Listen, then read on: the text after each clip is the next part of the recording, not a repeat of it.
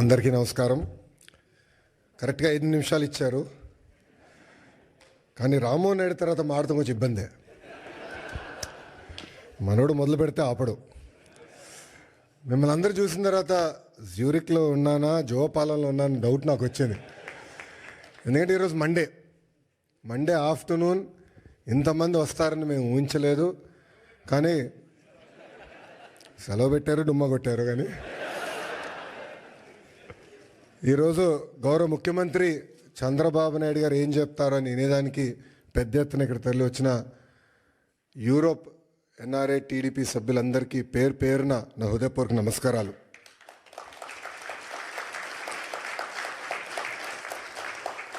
తెలుగు జాతి సత్తా ఏంటో ఢిల్లీకి వినిపించిన వ్యక్తి విశ్వవిఖ్యాత నరసార్వభౌమ స్వర్గీయ శ్రీ నందమూరి తారక రామారావు గారు.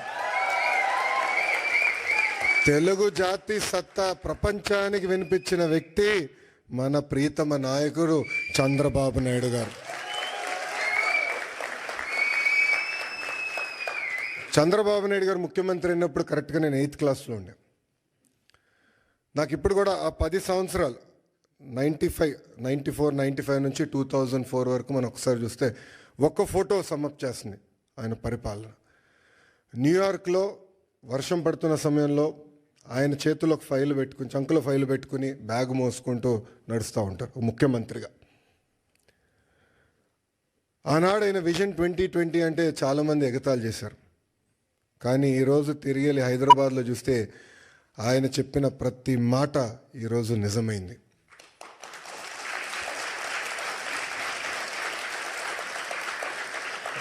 బాబు గారు 4వ సారి ముఖ్యమంత్రి అయ్యారు. కానీ రాము అన్నట్టు మా అందరికన్నా స్పీడ్. సో రాము అడిగాడు, అన్నా నువ్వు ఢిల్లీ ఫ్లైట్లో వస్తున్నావు అంటే, డోస్ నీకు జాలేరా, నేను వద్దా ఫ్లైట్లో, నేను బాంబే నుంచి వస్తానని చెప్పా.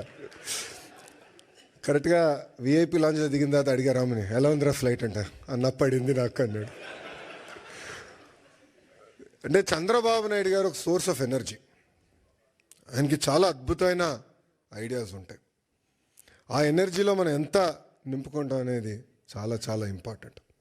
కానీ ఒక్కసారి చంద్రబాబు నాయుడు గారి జీవిత చరిత్ర చూస్తే అనేక ఇబ్బందులు ఎదుర్కొని పైకి ఎదిగిన వ్యక్తి. కేవలం రాజకీయాల్లో కాదు, ఈజ్ అ సీరియల్ ఆంటర్‌ప్రెన్యూర్. ఇక్కడ చాలామందికి తెలియదు ఆ విషయం. ఇక్కడ మీలో చాలామంది ఆంటర్‌ప్రెన్యూర్స్ అవ్వాలనుకుంటున్నారు. ఆయన సుమారుగా 4 కంపెనీలు స్టార్ట్ చేశారు, 3 ఫెయిల్ అయినాయి. 4వది హెరిటేజ్ ఫుడ్స్. 3 ఫెయిల్ అయినాయని ఆయన ఏనాడు బాధపడలేదు, ఇబ్బంది పడలేదు, ఇంట్లో పడుకోలేదు. 80% సక్సెస్ అవ్వాలని ఆయన వెళ్ళారు. రాజకీయాల్లో మనం చూసాం, ముఖ్యమంత్రిగా దేశం మొత్తం ఆయన వైపు చూసే విధంగా నాయకుడిగా ఆయన ఎదిగిన. రాజకీయాల్లో హైస్ ఉంటాయి, లోస్ ఉంటాయి. ఆయన ఎప్పుడూ ఆయన హైని లో ఎటు తీసుకున్నారు అట్టనే తీసుకున్నారు. వాస్తవంగా మాకు లోయెస్ట్ పాయింట్ బాబు గారిని అరెస్ట్ చేసినప్పుడు, బహుశా ఇక్కడున్న అందరికి కూడా అది మన జీవితంలో లోయెస్ట్ పాయింట్. నేనున్నాను అక్కడ, నేను చూసా ఆయన ఎక్కడ అధైర్యపడలా. చూశారు, జడ్జి వైపు కూడా నవ్వుతా చూసి నడుచుకుంటూ వెళ్ళారు. ఎక్కడ అధైర్యపడలా. 52 రోజులు ఆయన బంధిస్తే మేము వెళ్ళేవాళ్ళం ములాఖాత్కి. మళ్ళీ అక్కడ కూడా మాకు అక్షంతలు పడేది. మొత్తం ఆయన చదివేసేవారు డాక్యుమెంట్లు, నోటింగ్స్తో సహా మాకు చెప్పారు, ఇక్కడ మీరు వీక్గా ఉన్నారు, ఇక్కడ చూసుకోండి, ఇక్కడ జాగ్రత్తగా ఉండండి. ఎప్పుడు అధైర్యపడలా. ఆయన బయటికి వచ్చిన తర్వాత కూడా ఒక సింహంలాగా వచ్చారు. ఆ విజువల్స్ మనందరం చూసాం. ఇది మీ అందరికి ఎందుకు చెప్తున్నానంటే, జీవిత ప్రయాణంలో మనందరం అనేక ఇబ్బందులు ఎదుర్కొంటాం. ఒక ఆంటర్‌ప్రెన్యూరల్ జర్నీ అవ్వచ్చు, పొలిటికల్ జర్నీ అవ్వచ్చు, మనందరం అనేక ఇబ్బందులు ఎదుర్కొంటాం. కానీ నమ్ముకున్న దానికోసం అహర్నిశలు కష్టపడితే మనం ఆశించింది, ఆలోచించింది సాధించగలుగుతామన్న నిజం స్వరూపం గౌరవ ముఖ్యమంత్రి చంద్రబాబు నాయుడు గారు. ఎన్ఆర్ఐస్ అంటే నాన్ రెసిడెంట్ ఇండియన్స్ అంటారు. నాకు మటుకు మీరు ఎంఆర్ఐస్, మోస్ట్ రిలయబుల్ ఇండియన్స్. మీరు యూరోప్కి వచ్చి దశాబ్దాలైనా మీ మనసు ఎప్పుడు ఆంధ్ర వైపు ఉంటుంది. 2019 నుంచి 24 వరకు రాష్ట్రం దారి తప్పిందే, మనం అనేక ఇబ్బందులు ఎదుర్కొంటున్నాం, మన పరువు పోతుందని చాలామంది నన్ను కలిశారు, నాతో మాట్లాడారు, నాకు వాట్సాప్లో మెసేజ్ పెట్టారు. వాళ్ళందరూ ఒకటి చెప్పా, కలిసికట్టుగా పోరాడితేనే ఆ సైకోని మనం తరిమి కొట్టచ్చని. అది చేసి చూపించాం, కలిసికట్టుగా సాధించాం. 93% కాదు రాము, 94% సీట్లు మనం గెలిచాం, 1% తగ్గించాం. అది మనందరి కృషి. ఆ 5 సంవత్సరాల్లో ఇక్కడున్న మీ అందరి సహకారంతో అనేక సంక్షేమ అభివృద్ధి కార్యక్రమాలు కూడా మనం చేశాం. అమరావతి ఉద్యమం కానివ్వండి, దాని తర్వాత ఇప్పుడు చూపించినట్లు యుక్రెయిన్లో తెలుగులు ఇరుక్కుంటే వాళ్ళని తిరిగి భారతదేశానికి తీసుకొచ్చి బాధ్యత తీసుకున్నాం. అంతేకాకుండా మన రాష్ట్రంలో ఉన్న తెలుగులకి ఎడ్యుకేషన్లో కానివ్వండి, హెల్త్ కేర్లో కానివ్వండి ఉద్యోగాలు ఉన్నాయి, మీరు ట్రైన్ చేయండి అని చెప్పి పార్టీ ఆఫీస్లో ఎంపవర్మెంట్ సెంటర్ ఏర్పాటు చేసి కార్యకర్తలు వాళ్ళ పిల్లలకి ట్రైనింగ్ ఇచ్చి ఇతర దేశాలు కూడా పంపించిన వ్యక్తులు మీరు. అందుకే నేను హెచ్ఆర్డి అదేవిధంగా స్కిల్ డెవలప్మెంట్ మంత్రి అయిన తర్వాత ఒక ఆర్గనైజేషన్ ఉంది, అది ఉందని కూడా నాకు తెలియదు వాస్తవంగా. ఆ ఆర్గనైజేషన్ పేరు OMCAP, overseas manpower corporation of Andhra Pradesh. అదొకప్పుడు బాబు గారే బ్లూ కాలర్ వర్కర్స్ అంటే కన్స్ట్రక్షన్ వర్కర్స్ మిడిల్ ఈస్ట్కి వెళ్ళేదానికి ఒక ఆర్గనైజేషన్ ఉండాలని చెప్తే మేమందరం కూర్చొని చర్చించి బాబు గారితో కూడా చర్చించిన, లేదో అది బ్రాడర్గా చేయండి, ఎక్స్పాండ్ చేయండి.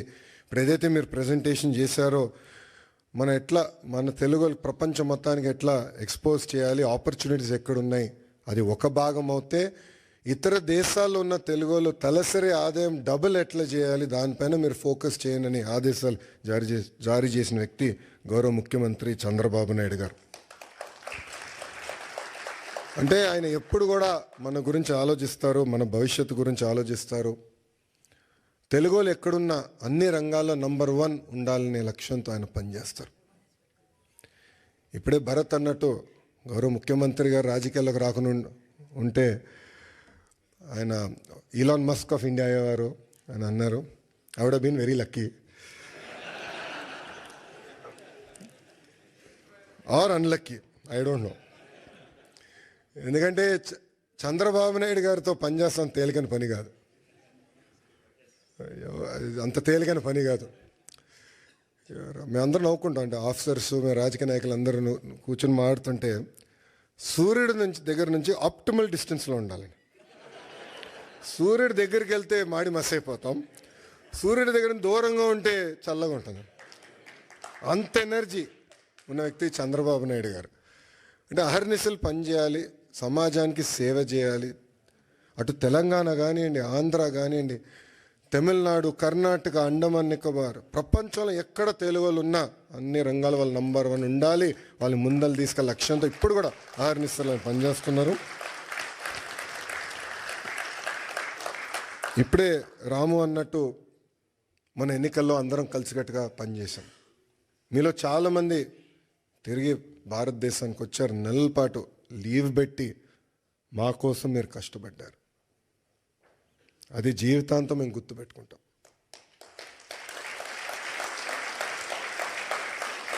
ఎందుకంటే మీరు అందరు ఇక్కడ ప్రొఫెషనల్స్గా ఉన్నవారు, ఇలా ఆంటర్ప్రినర్స్ చాలా తక్కువ మంది ఉంటారు. సో ఒక 2 నెలలు 3 నెలలు ఆఫ్ తీసుకుని వస్తాం అనేది తేలికని పని కాదు, కానీ మీరు వచ్చారు. ఇప్పుడు అదే స్ఫూర్తి, అదే ఎనర్జీ రాష్ట్ర పునర్నిర్మాణం కోసం మనం పెట్టాల్సిన అవసరం ఉంది. అసలు పరిస్థితులు చాలా దారుణంగా ఉన్నాయి రాష్ట్రంలో. ఫైనాన్స్ సెక్రటరీ గారు ఇప్పుడే కరెక్ట్ టైం బయటకు వెళ్ళారు. ఆయన మన ఫీ రీయింబర్స్మెంట్ విషయంలో, ఫీ రీయింబర్స్మెంట్ మనం చెల్లించాలి, చాలా ఆలస్యమైందంటే అంటే ప్రయారిటీస్లో ఇది ఇంక ప్రయారిటీ ఉంది, చేయాలి, మనం కంపల్సరీ చెల్లించాలంటే చాలా కష్టపడాల్సి వచ్చింది.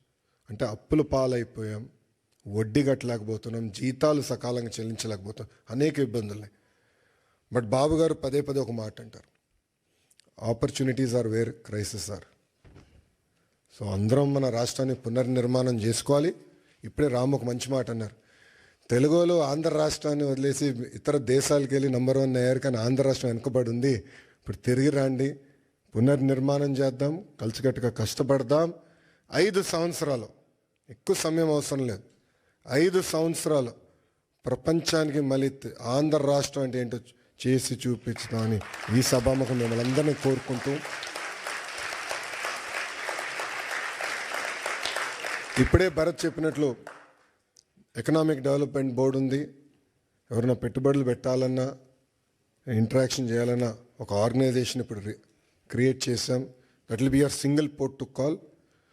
అదేవిధంగా ఓమ్ క్యాప్లో కూడా కొత్త లీడర్షిప్ తీసుకొచ్చాం, వాళ్ళతో కూడా మీరు కోఆర్డినేట్ చేయొచ్చు.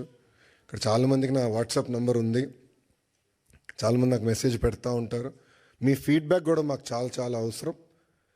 కేవలం అభివృద్ధే కాదు, రాజకీయ పరంగా కూడా మీ ఫీడ్బ్యాక్ మాకు చాలా చాలా అవసరం. Time to time me feedback తీసుకుని ఒకవేళ దారి తప్పుతున్నా అంటే మళ్ళీ సరైన దారిలో పెట్టాల్సిన బాధ్యత కూడా మన పైన ఉంటుంది. సో ఆ ఫీడ్బ్యాక్ కూడా మీరు ఇవ్వాలని సభాముఖంగా కోరుకుంటూ,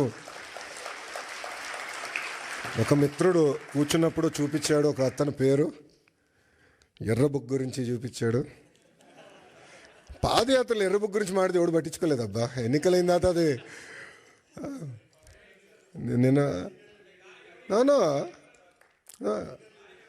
నేను దాంట్లో డౌట్ వద్దు. మీరు చూస్తే నేను పాదయాత్రలో చాలా స్పష్టంగా చెప్పా, ఎవరైతే చట్టాన్ని ఉల్లంఘించి ప్రజల్ని, కార్యకర్తల్ని ఇబ్బంది పెట్టారో వాళ్ళని వదిలేది లేదు అని చెప్పా. ఒక్క నిమిషం ఆగండి, ఇంకా ఇప్పుడే కాదు. అది ఎందుకు చెప్పానంటే అండర్లైన్ ఉంది అక్కడ, చట్టాలు ఉల్లంఘించారు. నేను ఎస్టాబ్లిష్ చేయాలని. ఇది కక్ష సాధింపు ప్రభుత్వం కాదు, కానీ నేను ఎస్టాబ్లిష్ చేసి యాక్షన్ తీసుకుంటాం. దాంట్లో ఎలాంటి సందేహం మీకు అవసరం లేదు. రిలాక్స్డ్గా ఉండండి, మీరు యాక్షన్ చూస్తారు. ఆల్రెడీ మొదలైంది, పూర్తి కూడా చేసే బాధ్యత మేము తీసుకుంటాం. చివరిగా ఇంకా నేను ఇప్పటికీ చాలా మాట్లాడా, గౌరవ ముఖ్యమంత్రి గారు మైక్ ఇవ్వాలి. చివరిగా మిమ్మల్ని అందరిని కోరేది, గౌరవ ముఖ్యమంత్రి గారు స్పీచ్ అయిన తర్వాత నా కోరిక మేరకు గౌరవ ముఖ్యమంత్రి గారు అందరితో ఫోటోలు దిగుతున్నారు. ఒక్క నిమిషం దయచేసి క్రమశిక్షణతో మళ్ళీ అందరూ చనిపోయిన పడితే మీకు తెలుసు, చాలా జాగ్రత్తగా ఉండాలి. అందరూ డ్యాష్ పైకి రండి, 1 by 1 నీట్గా ఫోటోలు దిగి మళ్ళీ భోజనం కలవచ్చు. ఇప్పటికీ బాగా ఆలస్యమైంది. ఈ మీటింగ్ అయిన తర్వాత మళ్ళీ గౌరవ ముఖ్యమంత్రి గారు డావోస్కి వెళ్ళాలి, ఇండియా పెవిలియన్ ఓపెనింగ్కి వెళ్ళాలి. సో మీ అందరి సహకారం ఉండాలని మిమ్మల్ని అందరినీ కోరుకుంటూ, నాకు ఈ అవకాశం ఇచ్చిన మన ఎన్ఆర్ఐ టీడీపీ సభ్యులందరికీ పేరు పేరున నా హృదయపూర్వక ధన్యవాదాలు తెలుపుకుంటూ మీ అందరి నుంచి సెలవు తీసుకుంటాను. జోహార్ అన్న ఎన్టీఆర్, జోహార్ అన్న ఎన్టీఆర్.